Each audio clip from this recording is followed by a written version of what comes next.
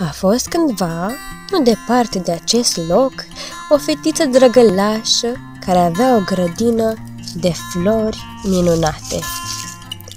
Ea le uda în fiecare zi și acestea au crescut tot mai mari.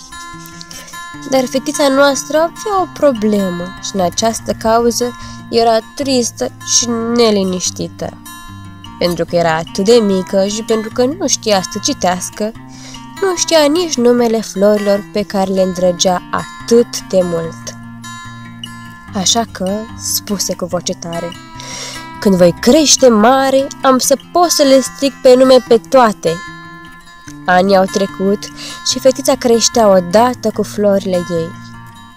Când a ajuns la vârsta când putea citi singură, s-a dus direct la cufărul ei prețios, a scos cartea ei preferată și a început să învețe numele florilor din grădina ei veselă.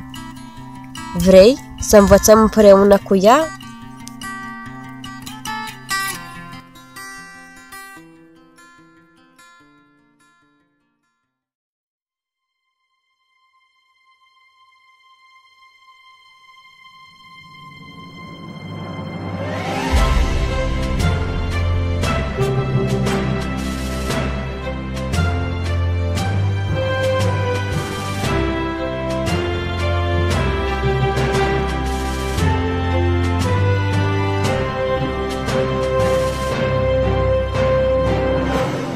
Pentru a putea realiza jurnalul unei flori, vei avea nevoie de un carnețel, scoci, foi și orice decorațiune florală. Astfel, îți vei putea nota informațiile importante și vei putea păstra florile preferate.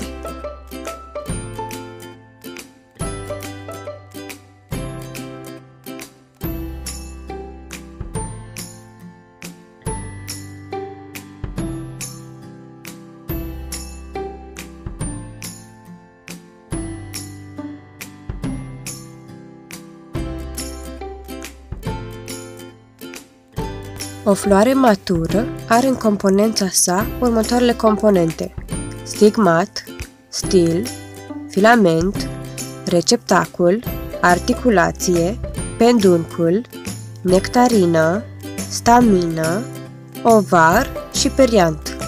Stamina este formată din conectiv, sac polinic și anteră, ovarul din ovule și periantul din petale și sepale. Pedunculul floral este o codiță ce are rol de susținere. Receptaculul reprezintă partea superioară, umflată, lățită, a peduncului floral, pe care se prind învelișurile florii și organele de înmulțire ale acesteia. Sepalele sunt reprezentate de frunzișoarele verzi care se găsesc la exteriorul florii. Petalele sunt reprezentate de cel de-al doilea rând de frunzișoare, dar colorate. Staminele reprezintă partea bărbătească a florii, sunt alcătuite dintr-un filament ce poartă în vârf antera. Carpelele reprezintă partea femeiască a florii, se găsesc între stamine.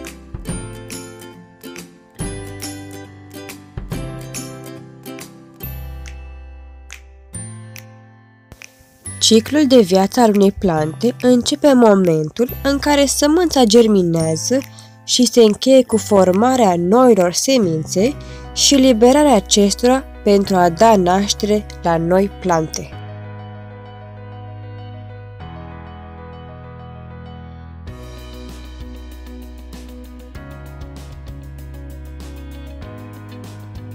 Plantele anuale cresc și produc semințe într-un singur an.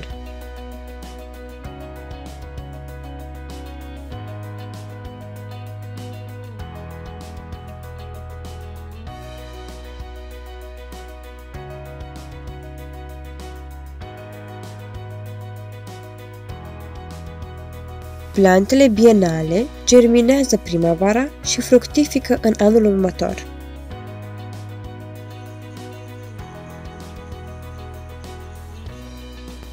Pentru plantele perene, ciclul de viață durează mai mulți ani.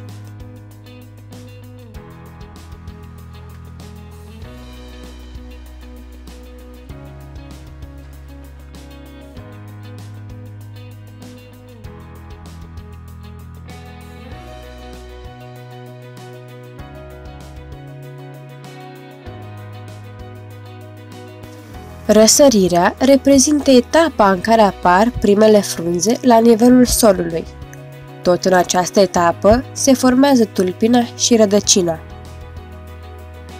Înfrunzirea reprezintă etapa în care apar majoritatea frunzelor unei plante. Etapa de înflorire este reprezentată de apariția florilor. Scuturarea sau căderea petalelor, apariția fructului, uscarea frunzelor, intrarea în repaus vegetativ.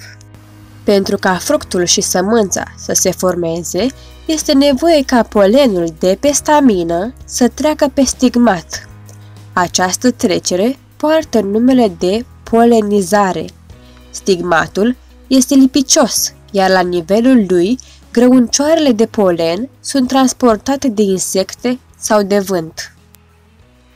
Sper că ți-am stârnit curiozitatea, așa că ne vedem data viitoare cu o nouă prezentare!